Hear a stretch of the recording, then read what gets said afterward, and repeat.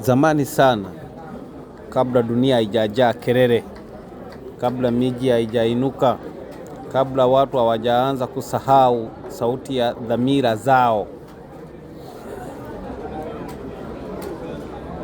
waliishi ndugu wawili. Majina yao yalikuwa Kaini na Abeli. Walikuwa watoto wa kwanza wa mwanadamu wa kwanza, Adam na Hawa. Walilelewa chini ya jua lile lile, walikula chakula kile kile, lakini mioyo yao haikuwa sawa. Kaini alikuwa mkulima. Alipenda kuona mazao yakimea, ardhi ikizaa kwa jasho lake. Abeli naye alikuwa mchungaji. Aliwatunza kondoo wake kwa upendo, akijua kila mmoja kwa sauti yake. Siku moja ikaja siku ya kutoa sadaka kwa Mungu. Kaini akachuma baadhi ya mazao shambani, akaweka pembeni, lakini moyo wake haukuwa pale. Abeli naye akachagua kondoo wake bora kabisa, asiye na doa, akatoa kwa unyenyekevu na shukurani. Mungu akaipokea sadaka ya Abeli, lakini sadaka ya Kaini haikupokelewa. Ndipo kitu hatari kikazaliwa, kinaitwa wivu. Hapa sasa ndo fundisho linapoanzia hasa. Wivu au kupiga kelele wala au kupiga kengele, uliingia taratibu ukakaa moyoni mwa Kaini. Uso wake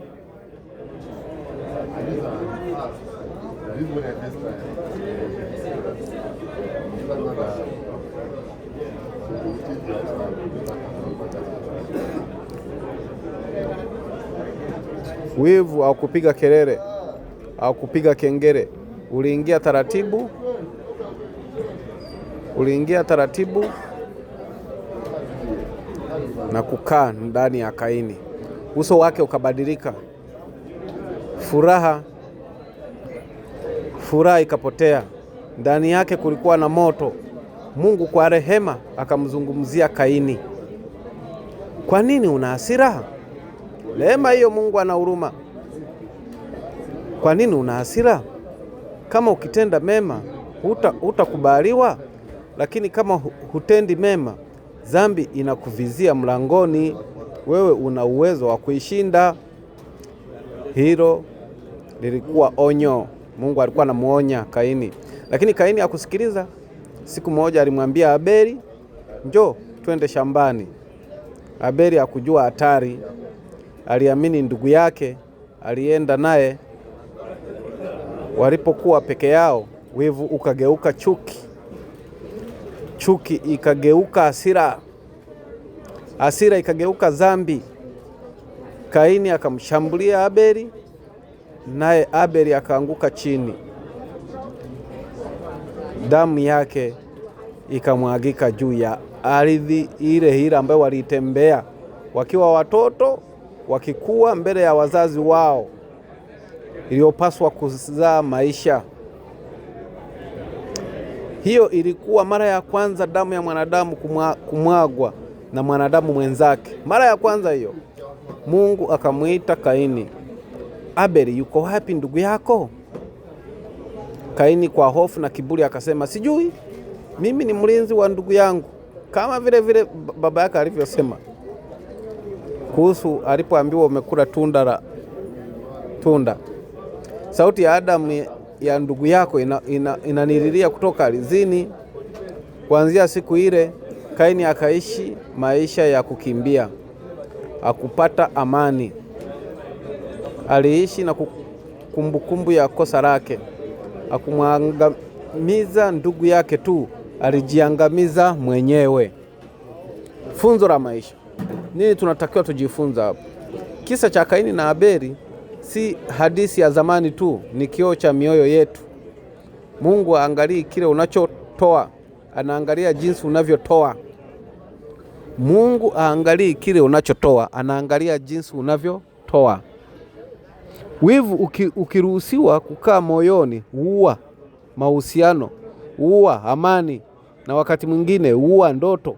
Hii 2026 achana na wivu. Achana na wivu. Nenda 2026 ukiwa kamili. Ondoa mambo ya kisasi, ondoa mambo ya zamani. Na ukitengeneza wivu wa mara kwa mara, ndo maana inafikia wakati wa kumchukia mtu na kumuua kama alivyofanya Kaini. Mungu hutoa onyo kabla ya adhabu, lakini kusikiliza ni uamuzi wa mtu mwenyewe. Mungu siku zote huwa anatuonya kabla ya kutuadhibu. Anatuonya kabisa kwa huruma yake. Anatuonya. Sasa wewe ni juu yako kumsikiliza. Na uwezo ukamsikiliza hivi hivi. Kitu unachotakiwa kufanya ni kufuata mienendo yake. Adui mkubwa wa binadamu si mtu mwingine, ni moyo usiodhibitiwa. Jiulize, je, kuna wivu moyoni mwako? Je, nimesikia onyo lakini nalipuuza? Je, namlinda ndugu yangu au namwangamiza kimoyomoyo? Chagua kuwa Abeli. Si kwamba kufa, bali kwa moyo safi. Kwa sababu amani huanza moyoni, na uamuzi mmoja unaweza kubadili historia. Yaani maisha yako ya kila siku ambayo inatakiwa sisi kama Wakristo tuyaishi, ni kwamba inatakiwa kila siku tumulilie Mwenyezi Mungu atuonyeshe ni njia gani tunatakiwa tuzifuate, kwa sababu hakuna, kwa uwezo wetu tu hatuwezi kushinda hiki kitu. Hatuwezi kujua ni jinsi gani, ni wapi shetani anakuja kama mtego. Na watu wengi wameumizwa na watu ambao wanawaamini. Unakuta ni rafiki yako anakuja kama rafiki, lakini baadaye anakugeuka, anakuwa mtu mbaya. Kwa hiyo hicho kitu ndo kinatokea maishani mwetu. Watu wengi huwa wanaumizwa hivyo hivyo. Huyu Abeli asingekuwa na mashaka na Kaini ambaye ni ndugu yake wa damu. Hata alipomwambia ndugu yangu twende huku shambani, hata akusita, kwa sababu alijua huyu ni ndugu yangu wa damu. Hivyo hivyo hata sisi katika maisha yetu kuna watu wanaumizwa sana na ndugu zao wa karibu, wanaumizwa sana na marafiki zao wa karibu. Kwa hiyo hii 2026 hakikisha wewe huwi daraja la watu, bali wewe huwe daraja la maisha yako wewe mwenyewe.